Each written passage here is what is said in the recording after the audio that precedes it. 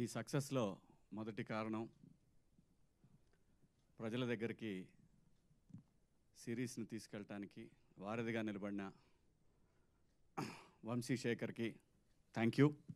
Media మిత్రులందరికీ, పాత్రికేయ సోదరులకు అందరికీ, ప్రతి ఒక్కళ్ళకి పేరు పేరున స్వాగతం. Thank you so much. #90s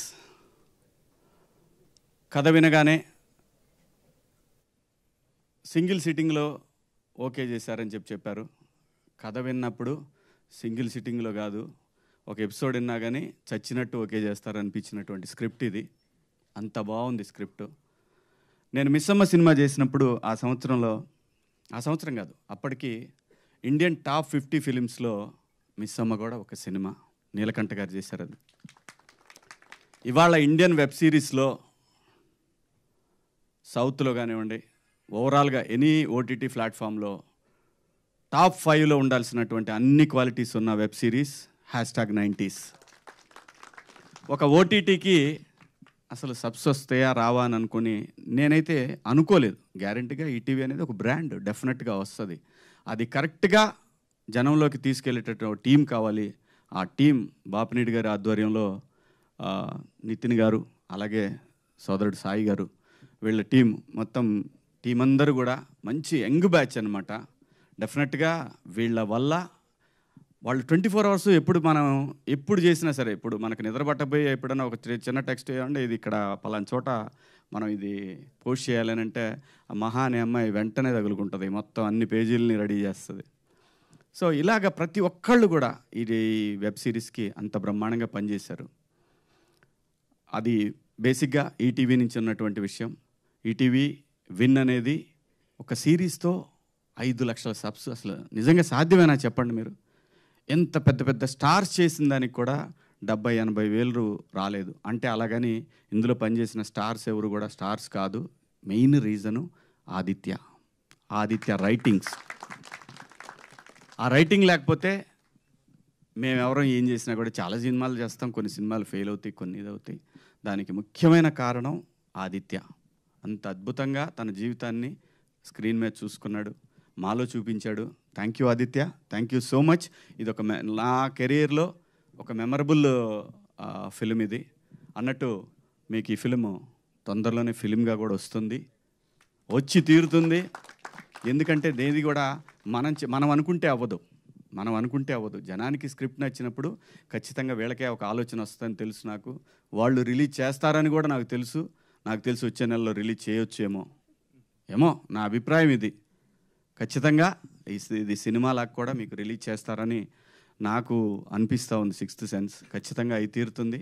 అలాగే ఆర్పి పట్నాయక్ గారు బాగున్న దాన్ని అప్రిషియేట్ చేయటం అనేది ఒక మంచి క్వాలిటీ. ఎందుకంటే మనం ఇక్కడ సినిమా ఇండస్ట్రీలో బతుకుతున్నాం కాబట్టి బాగున్న ప్రతి అంశాన్ని కూడా మనం తీసుకోవాలి. ఫస్ట్ టైం డైరెక్టర్ మారుతి ఒక సినిమా చేశారు. సినిమా పేరేంటి గుర్తులేదు. ఈ రోజుల్లో చిన్న సినిమా, చాలా చిన్న సినిమా. నేను పేపర్ యాడ్ ఇచ్చా. ఎందుకంటే నేను అలాగే నాకు తెలిసినంత వరకు ఏదైనా సరే సినిమా బాగుంది అంటే నేను ఎక్కడో చోట పోస్ట్ చేస్తా. ఎందుకంటే మనం ఇక్కడ బతుకుతున్నాం. సినిమా ఇండస్ట్రీలో అన్నీ బాగుండి అందరూ బాగుంటేనే మనం కూడా బాగుంటాం అనేది నా అభిప్రాయం. థ్యాంక్ యూ ఆర్పి గారు, థ్యాంక్ యూ సో మచ్. అలాగే ఈ సినిమాకి పనిచేసినటువంటి టెక్నీషియన్స్, అజింబాయ్ వండర్ఫుల్ కెమెరామెన్.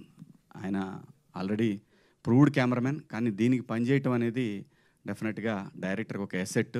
అలాగే సురేష్ బొబ్బిలి గారు ఇంకా సాంప్రదాయాన్ని అనేది అతనికి ఒక జీవితాన్ని ఇచ్చేసింది. ఖచ్చితంగా ఇంతకన్నా పెద్ద ట్యూన్ ఎక్కడా కూడా చూడలేదు నేను గడిచిన కొన్ని సంవత్సరాల్లో. ఇంతకన్నా పెద్ద కాలర్ ట్యూన్ అనేది రాదు అని నేను అనుకుంటున్నాను. అలాగే సోషల్ మీడియాలో ఇలా మారుమోగిపోతూ ఉంది. థ్యాంక్ యూ సురేష్ గారు. బ్రహ్మాండంగా ఈ బ్యాక్గ్రౌండ్ స్కోర్ కానివ్వండి, సాంగ్స్ కానివ్వండి, అలాగే లిరిక్ రైటర్స్ కానివ్వండి, బ్రహ్మాండంగా పనిచేస్తారు ఈ సినిమాకి. అలాగే ఎడిటరు నూలి కదా, శ్రీధర్ గారు. అలాగే ప్రొడక్షన్ టీం, లోపల దాక్కుంటాడు అతను, ఎప్పుడు బయటికి రాడు, వినోద్ గారు. అలాగే మిత్రుడు షర్విన్, ఇంకా మనోడు. అందరూ కూడా బ్రహ్మాండంగా, ఎక్కడ లేదు టెన్షన్ లేదండి, ఏ రోజు కూడా టెన్షన్ లేదు. నేను ఎట్లుంటా అనేది ఫస్ట్ స్టార్టింగ్లో వాళ్ళకి టెన్షన్ ఉండేదంట. చాలామంది చెప్పారు, వీడు వస్తాడు, వీడు ఏం చేస్తాడు, వీడు ఎవరు నరుస్తాడు. నాకు అది సంబంధమే లేదండి. లేనిపోయింది నా మీద ఏదేదో ఎవడో ఒకడు ఊహించేసి, అంటే అదే కర్మ. కర్మ అది మనకు సంబంధం లేకుండా మన గురించి మంచి చెడు రెండు బయటికి వెళ్తాయి. అదేంటంటే అది మన కర్మ. సో వెళ్ళాము, ఎప్పుడు చేసామో ఎప్పుడు అయిపోయిందో తెలీదు.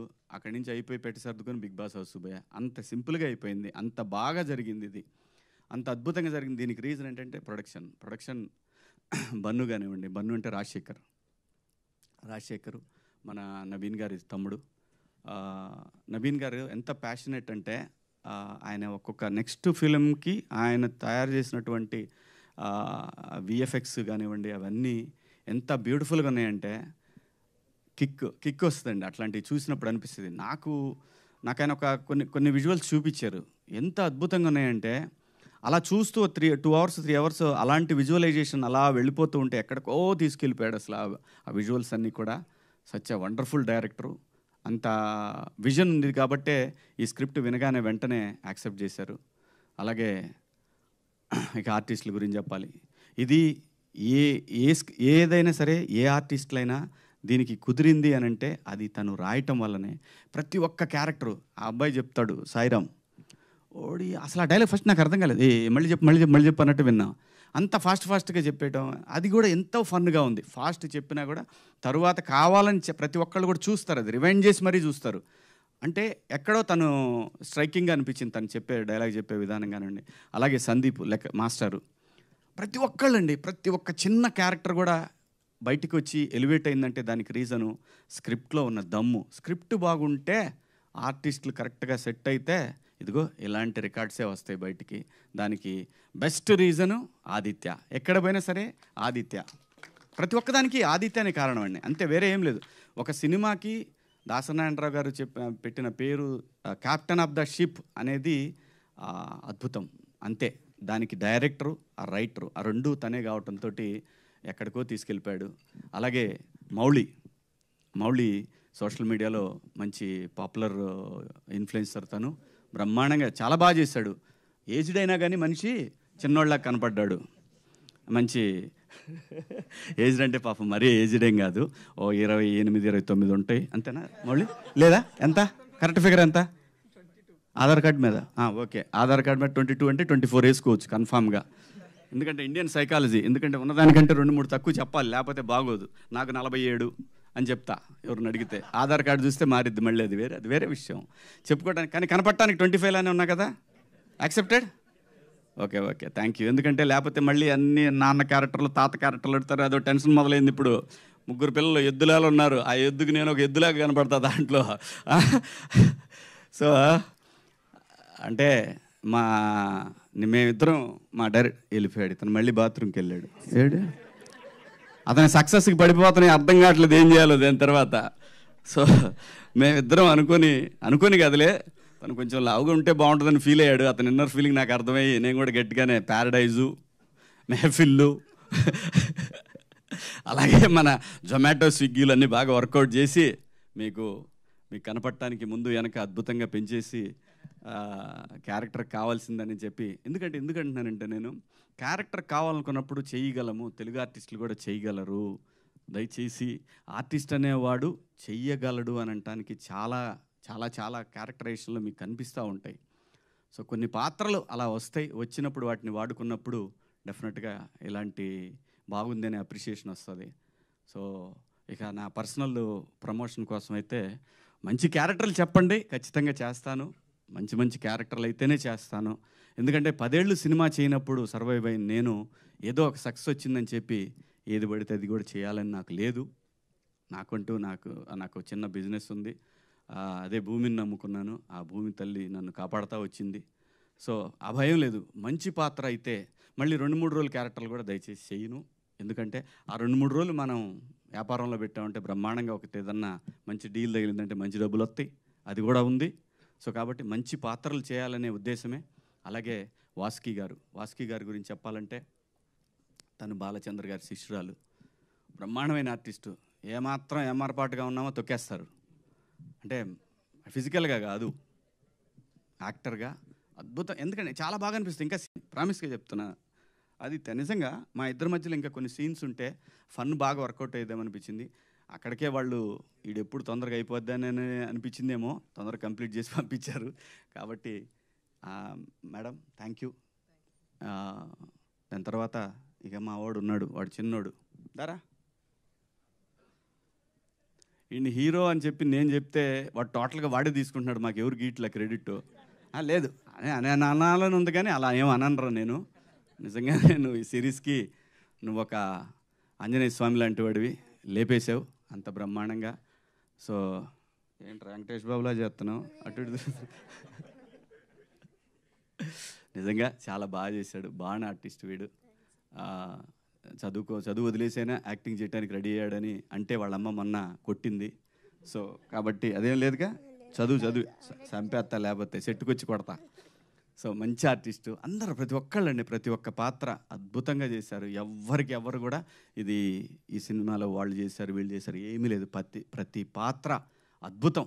ఏ పాత్ర కేబుల్ మా డైరెక్టర్లు ఇద్దరు చేశారు దీంట్లో, ఒక అతను కేబుల్ అతను, ఇంకొక అతను కరాటే మాస్టరు, మూడు ఆయన ఎవరు, అమ్మో మర్చిపోయా, మా డిఈఓ గారు వేణు ఉడుగుల, ఆయన ప్రతి ఒక్క క్యారెక్టరు.